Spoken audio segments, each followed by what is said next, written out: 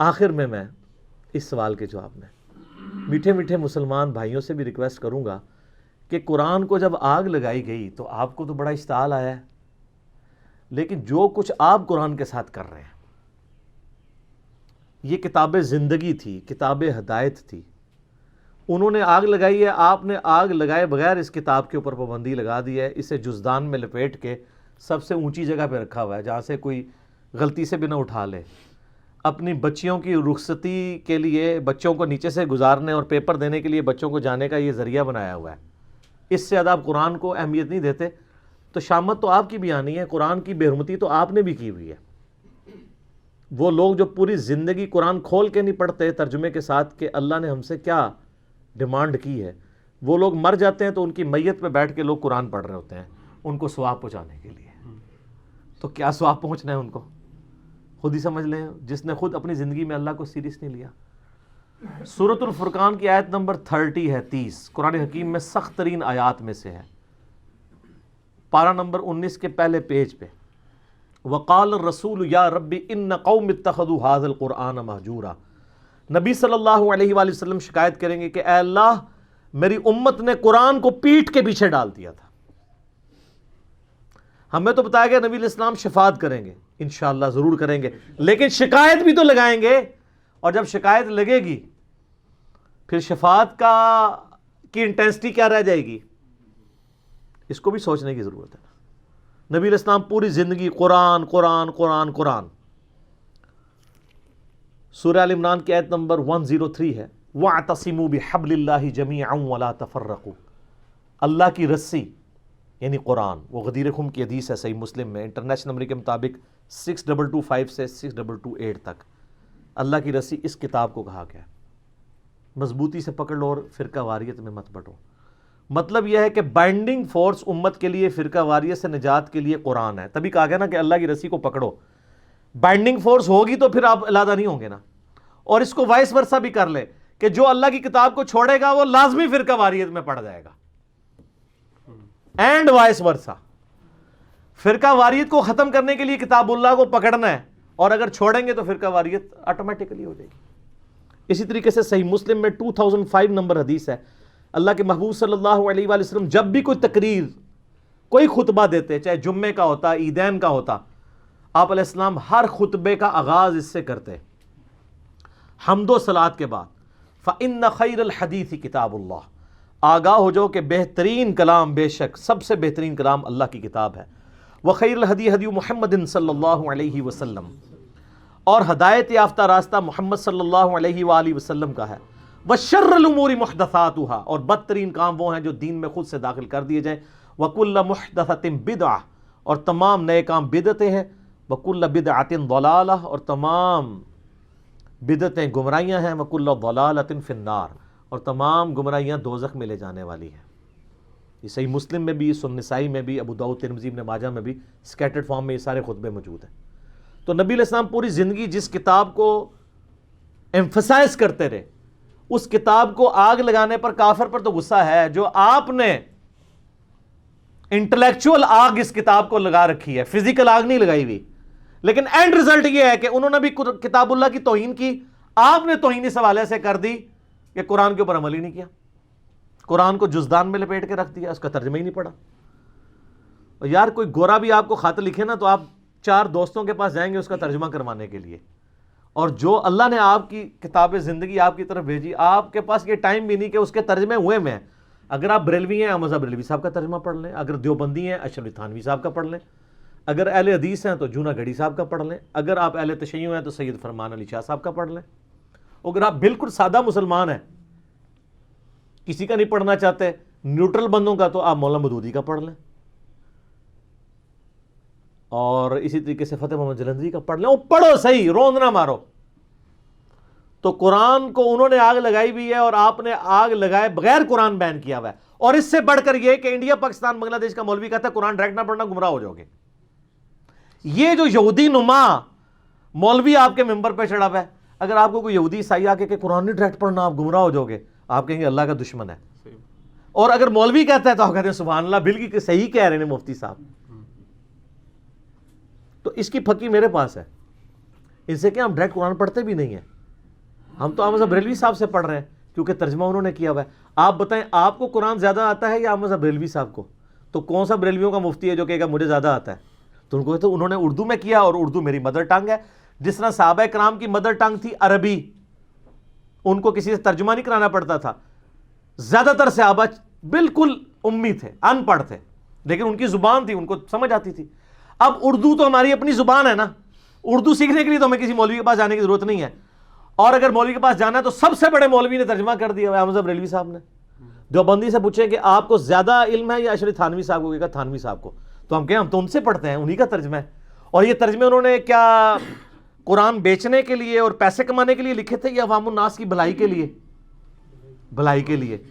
تو سر اس بھلائی سے ہمیں نفع بھی نہیں آپ اٹھانے دیتے. کہتے ہیں علماء سے دور کرتے ہیں. اور سر ہم کہتے ہیں علماء سے جوڑیں, ہم ہی تو جوڑ رہے ہیں, دور نہیں کر رہے. ہاں جو سو کالڈ مولوی بنے ہوئے ہیں جو قرآن سے دور کرنا چاہتے ہیں, ہم کہتے ہیں ان سے بچیں, نقالوں سے ہوشیار رہیں. آج گورے کو قرآن کا ترجمہ انگریزی میں پڑھ کے ہدایت مل رہی ہے. 2007 میں کلنٹن پاکستان آئے, 2 دفعہ پریزیڈنٹ رہے ہیں امریکہ کے. میں نے خود جیو کے اوپر ان کی یہ ویڈیو دیکھی ہوئی ہے, یوٹیوب پہ بھی آپ کو امید ہے مل جائے گی. اسلام از دا فاسٹسٹ گروئنگ ریلیجن ان امریکہ. کیوں؟ وہاں کس حافظہ اللہ, کس رحمہ اللہ, کس آیات اللہ, کس دامت برکاتم عالیہ, کس مدہ ذلہ کی دعوت پہنچی ہوئی ہے. قرآن کا ترجمہ جب 2001 میں ٹوئنس ٹاور کے اٹیک کے بعد اسلام کو ملائن کیا گیا, لوگوں نے اسلام کو اسٹڈی کرنا شروع کیا, اسلام کی طرف مائل ہو گئے. اور بخاری مسلم میں حدیث ہے, نبی صلی اللہ علیہ وآلہ وسلم نے فرمایا اللہ تعالیٰ نے ہر نبی کو کوئی نہ کوئی معجزہ دیا تھا, اور مجھے اللہ نے وحی کا معجزہ دیا ہے. نبیوں پر ایمان لانے والے لوگوں کی تعداد ڈیپینڈ کرتی تھی اس نبی کو دیے گئے معجزے پر. مجھے اللہ نے وحی کا معجزہ دیا ہے, میں اللہ سے امید کرتا ہوں سب سے زیادہ متبعین قیامت والے دن جنت میں جانے والے میرے ہوں گے, کیونکہ میرا معجزہ سب سے بڑا ہے. اور بخاری مسلم میں حدیث ہے, آپ علیہ السلام فرمایا جنتیوں کا نصف امت محمدیہ سے صلی اللہ علیہ وآلہ وسلم. جامعہ ترمذی اور سنن ابن ماجہ میں حدیث ہے, نبی صلی اللہ علیہ وآلہ وسلم نے فرمایا جنتیوں کی 120 میں سے 80 صفحے میری امت سے ہیں, قرآن کی وجہ سے. یہ معجزہ.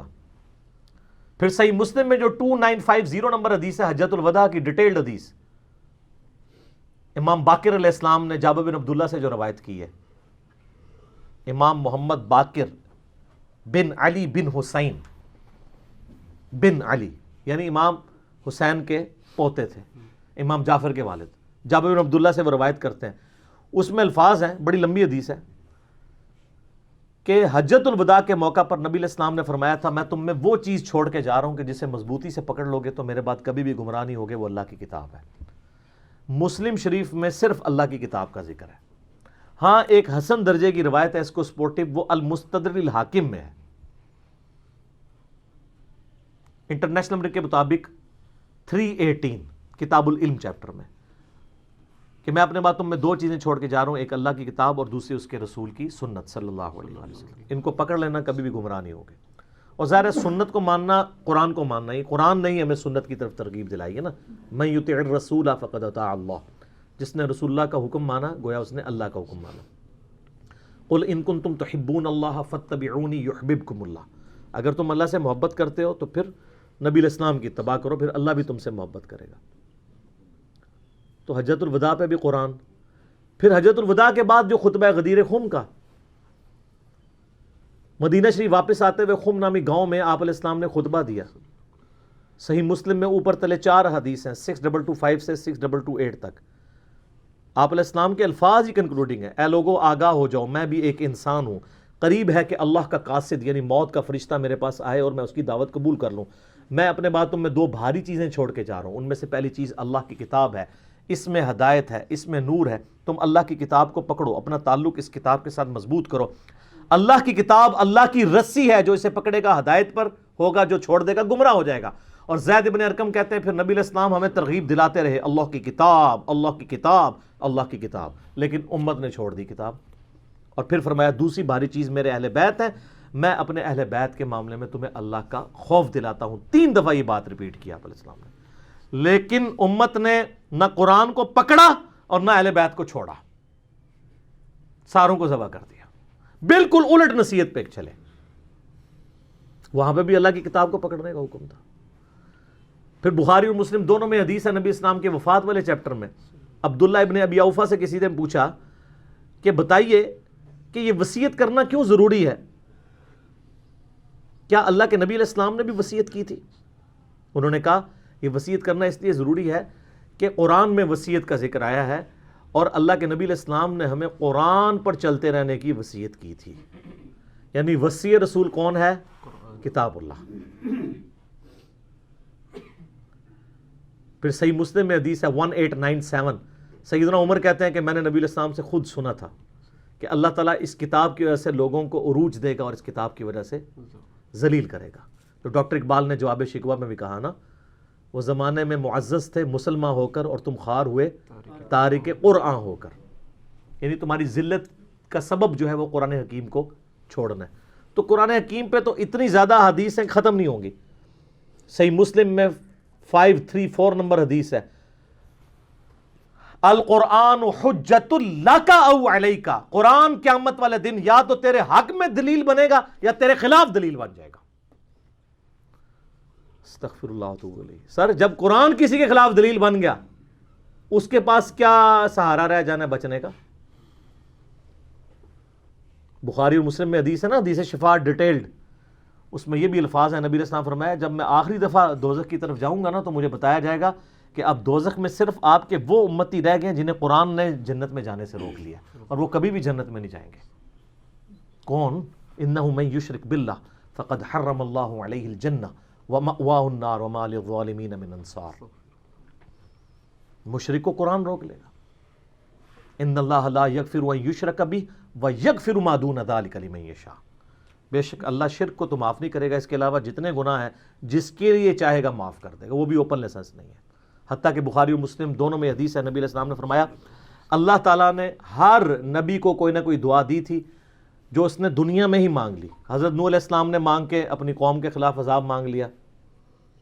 میں نے اپنی دعا اپنی امت کے لیے سنبھال کر رکھی ہے, میری دعا سے میرے ہر امتی کو نفع پہنچے گا سوائے اس شخص کے جس نے دنیا میں اللہ کے ساتھ کسی قسم کا شرک کیا ہوا.